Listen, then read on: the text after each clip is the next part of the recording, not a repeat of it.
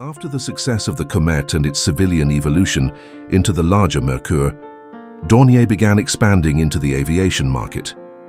But instead of starting from scratch, they chose a smarter path, adapting the trusted Komet airframe to serve entirely new roles.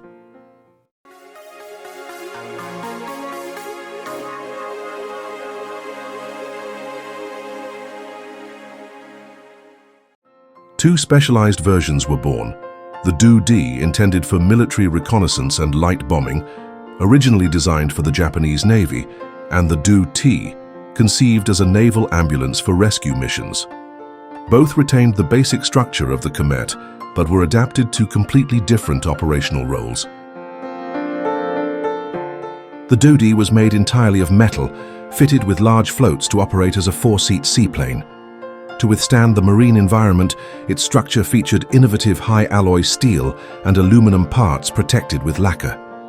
The interior of the hull was bare, with only two seats for the mechanic and the radio operator. The two pilot cockpits were placed side by side in open cabins on top of the fuselage, just below the wings. It was armed with a torpedo, mounted under the fuselage via a dedicated release structure, and with two machine guns. In 1924, the first prototype was completed and sent to Japan to be evaluated by the Imperial Navy. But despite meeting all technical requirements, it did not secure a contract. Dornier, however, did not give up. Development resumed in 1926 with new units named Do-D Bus, powered by BMW 6 5.5 engines, giving them a top speed of 195 km/h. These prototypes introduced significant changes, including a rearward-shifted cockpit at the expense of visibility, and a new float structure more robust but less aerodynamic.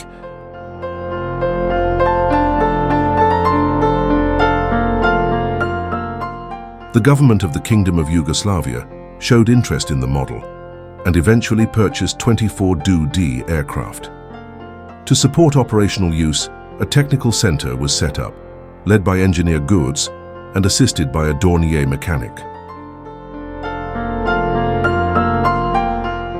Another evolution of the Komet was the Do-T, an ambulance version designed for aerial rescue missions and adapted to transport the wounded or medical staff.